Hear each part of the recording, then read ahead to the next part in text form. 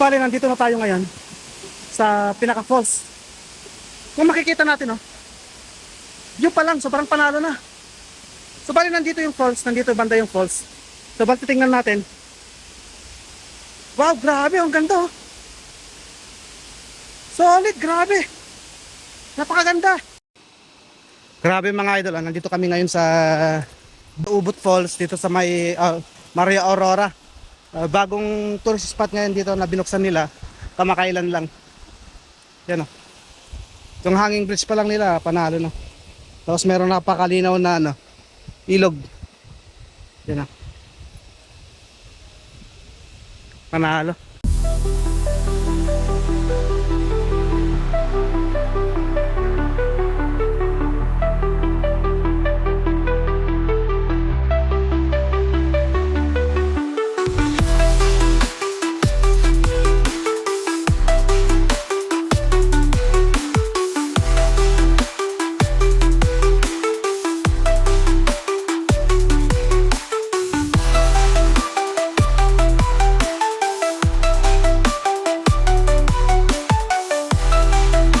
So bale dito, magkakaroon lang ng lakaran pero sementado naman.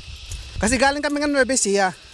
Kasi umiikot nga kami hanggang Kasiguran sa susunod na araw. Kasiguran kami, kaya abangan nyo. Abot tayo dun sa may Kasiguran. Mga tourist spot dun. Ikutin natin ang Aurora. Pakita na natin ang ganda ng Aurora. Yan, oh. Ito yung dadaanan mo, napakagandang view. View pa lang, panalo na. Tapos sementado naman siya. May hawakan na rin. Kaya kung medyo may edad-edad na, kayang-kaya naman lakaran to. Base sa sinabi ng doon sa information kanina, ang distance 45 minutes, depende sa lakad. Pero siyempre kung mabilis ka siguro maglakad, hindi mo na hindi ka naabot ng 45 minutes. Basta titingnan natin, papakita natin sa inyo kung gaano talaga kaganda ito. So abangan lang natin hanggang sa maabot natin yung yung falls. Bale, announcement mga idol, dagdag information. Mayroon din dito paupahan sa mga gustong mag-overnight, mag-chill, na maramdaman yung ganitong vibes, oh.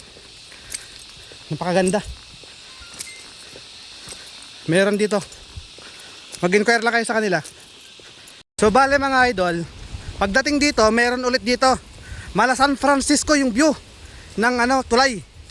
Kita nyo naman yan, oh. Tapos may view kang bundok. Grabe.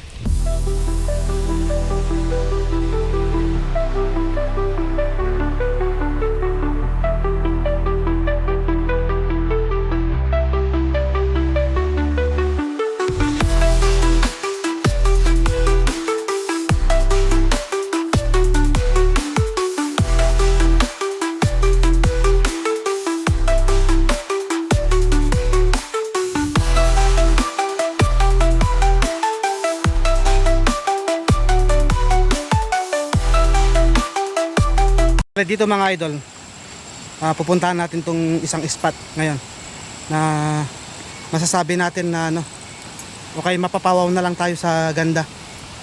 Yan, oh. Napakaganda, oh. Dito. Napakalinis. Tapos may view ka dito. Yung nandun na yung hanging bridge nila. Tapos makikita mo rito yung malinaw na ilog na paliguan. Yan, oh. Nakikita nyo yan mga idol. Grabe, oh. Wala dito kaya mga ilang minutes pa? So bali mga idol, nagpahinga muna kami saglit dito. Kasi pagod na kami at nauhaw na rin. Ngayon kasi ay hindi kami nakapagbaon ng tubig. Kaya uhaw na uhaw kami. Kaya lesson learned.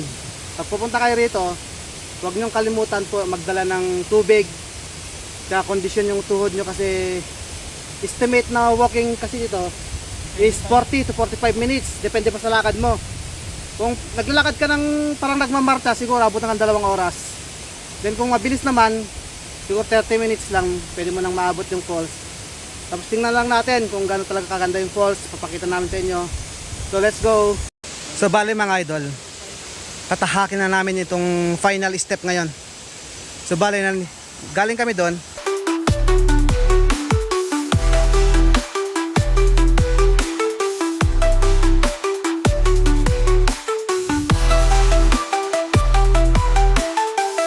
Dito kami nagpahinga kanina. Ito ngayon, tatahakin na natin yung final step para maabot na natin yung yung falls sa taas.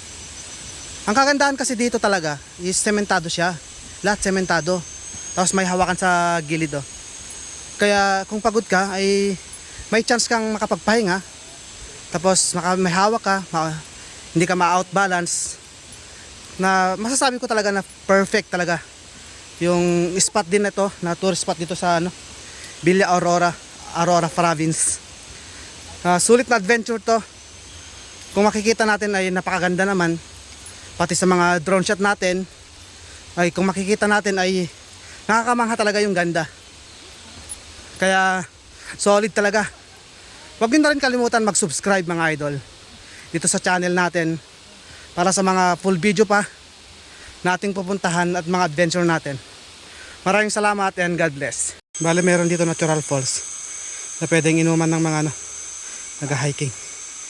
So iinom din tayo. Tikman natin yung tubig. Bale, nandito na tayo ngayon sa pinaka falls. So pupuntahan na lang natin dun sa bandaron at i-check natin. Dito pa lang makikita na natin yung yung linaw oh. Makikita nyo yan, sobrang linaw. So bale, titingnan pa natin doon kung gaano talaga kaganda. Bale, nandito na tayo ngayon sa pinaka falls.